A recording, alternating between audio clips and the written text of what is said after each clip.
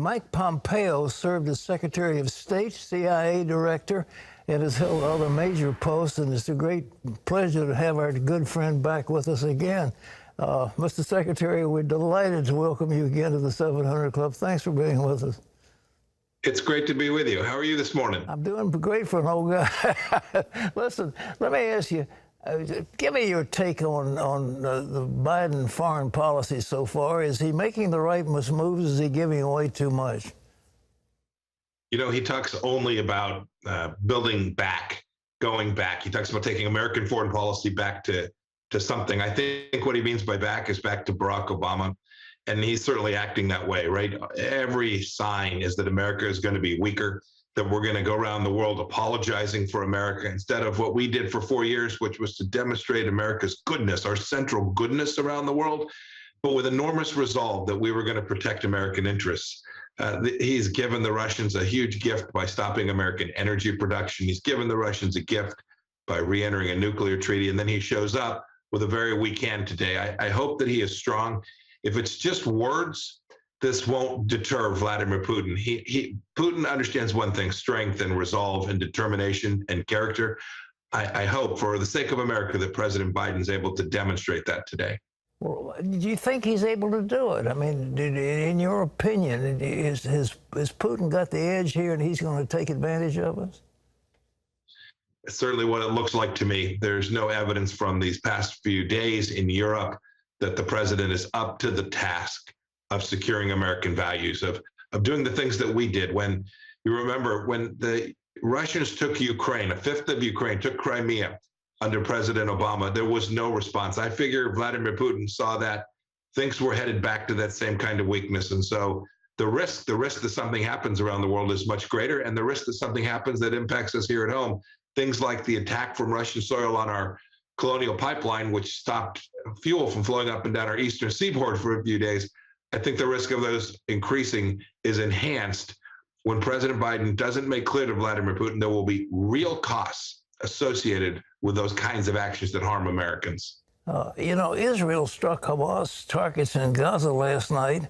They've had more provocations. Do you think we're looking at some kind of a war over there? How do you take this new government they put in place? Well, Pat, I'm very worried about that. Look, the new government on the security side, I think they'll be okay. Naftali Bennett is a conservative. He understands that he has to protect Israel and defend it. He knows that this is the central thesis of the state's security function.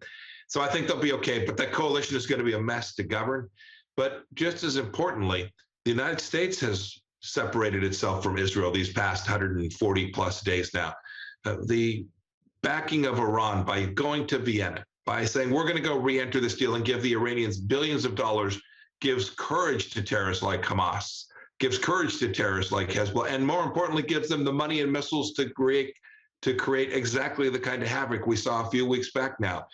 We had it right. We built out these amazing accords for peace with Arab states.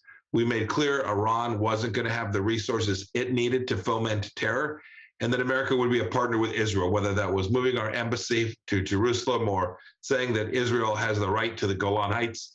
Those are the kind of things that bad guys, Iranians and terrorists understand, and American weakness will make life really difficult for the Israelis, and it'll make the important American interests there less secure. Well, let me ask you about our technology. Do you think we're up to conflict with the Chinese or our other enemies around the world? I do. I'm very confident of that. But the gap, the margin by which that superiority is maintained has certainly shrunk. And there's a lot of work to do. We were so focused, Pat, on counterterrorism these past 20 years, and before that on the Soviet Union. So we went from confronting the Soviet Union to confronting radical Islamic terrorists. And we spent 20 years doing great work on that. It was important. Now the Chinese Communist Party is the central threat of our times. And we need to build out a military that is capable and prepared and has the capacity and tools and technology so that we can remain the dominant military power. And we don't have to risk that the Chinese Communist Party will take action that we simply can't respond to. Is our Navy adequate to project strength? I mean, you look at the South China Sea, the other things, Taiwan particularly. I mean, Can we enter into that conflict with what we've got available to us?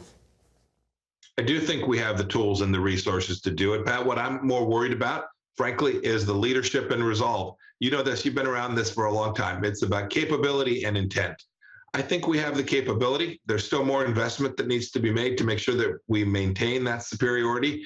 But what's really important here is the intent and demonstrating to the Xi Jinping, the General Secretary of China, demonstrating to Xi Jinping that if he does something like this, if he's an adventurous, that there'll be real costs. And the United States is prepared to make that happen. If he thinks we're weak, if our deterrence is lost, we put Taiwan at risk. We put our friends and allies like Japan and South Korea of increasing influence coming upon them, coercive influence coming upon them from the Chinese Communist Party. Well, let me ask you about America.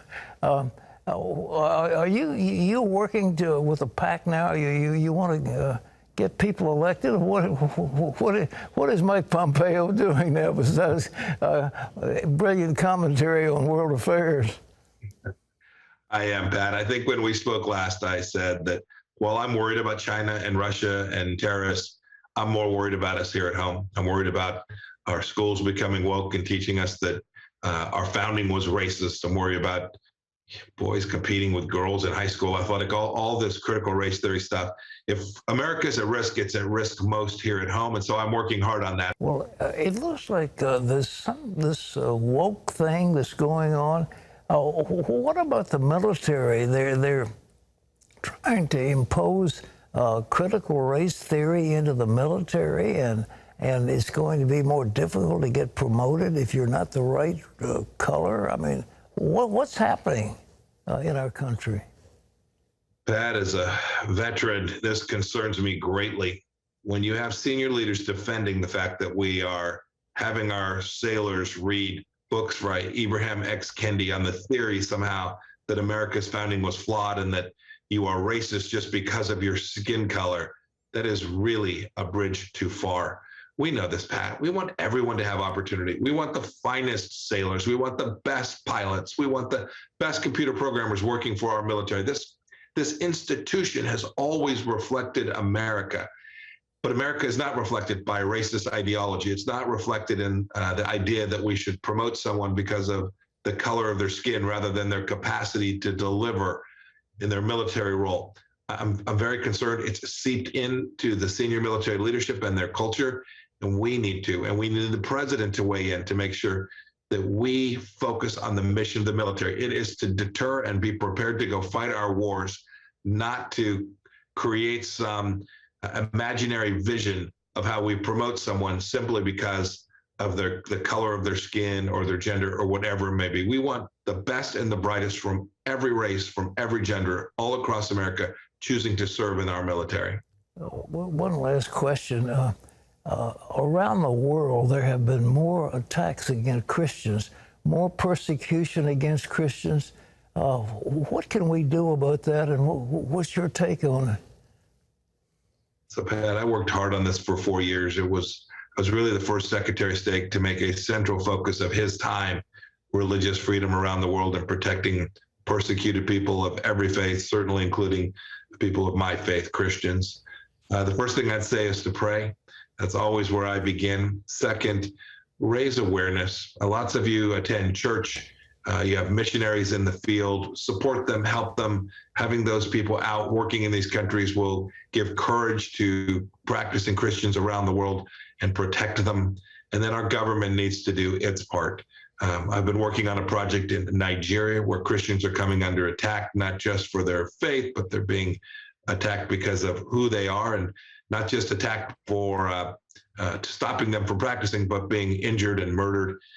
This is happening in China as well. We have a responsibility, a moral responsibility, to protect these people of faith all across the world.